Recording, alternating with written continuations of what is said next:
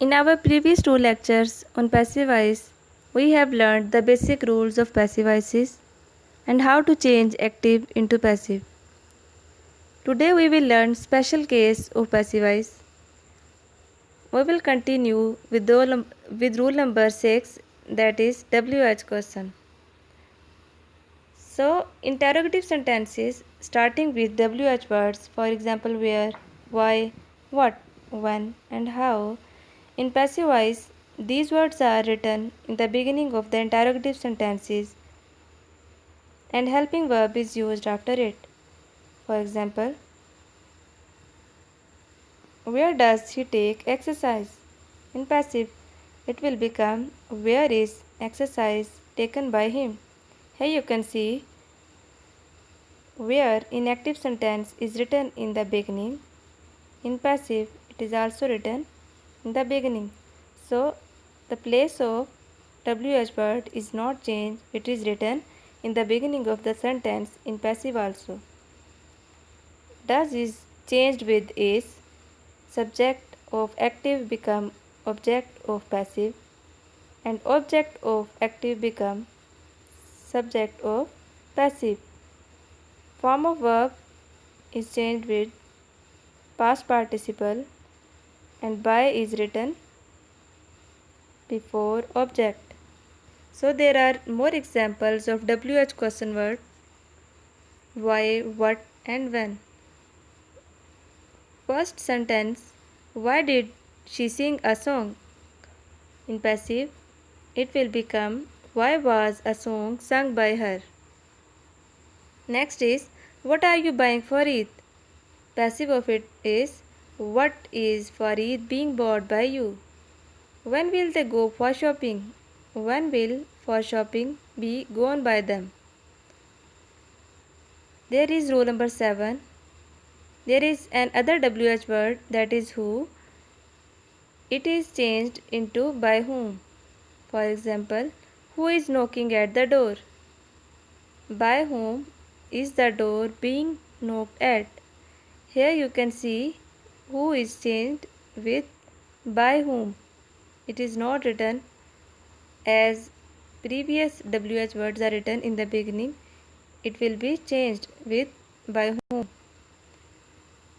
Who is changed with by whom. Rule number 8 is about modal verbs. If, can, could, may, might, must, ought to, should, these modal verbs come in sentences, we should add be after these sentences. So there is a sentence, you can take the book can be taken by you. Everybody must obey the rules must be obeyed by everybody. There is another example, they might have studied their lessons. Here you can see with modal verb might, have is also used. So after this helping verb we will add be, not be. Their lessons might have been studied by them, because there is used have and with have we always use be. He may not accept this plan. The passive of it, this plan may not be accepted by him. So move on. Rule number 9, imperative sentence. If any sentence starts with the form of verb, imperative sentences are always started with a form of verb. So in passive, we will write let in the beginning of the sentence and we will write be after it before past participle, third form of verb. And in negative sentences, not is written before be. For example, shut the door. Let the door be shut.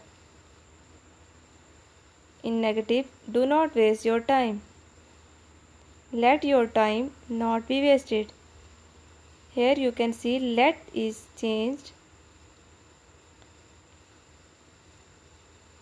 Active sentence is started with shut. It is the first form of verb. And in passive, we have written let. And in negative, not is written before be. Let your time not be wasted. Phrasal verb. It is our rule number 10. Few verbs with certain meanings are always used with prepositions. In such situations, the prepositions should not be omitted in the sentences. For example, he took away my book. Here you can see away is a phrasal verb. Took away. Took away is a phrasal verb. In passive, my books were taken away by him. Took is changed into taken, but the its phrasal verb away is used with it. My books were taken away by him. It is not omitted. So do remember that phrasal verbs are always written combined.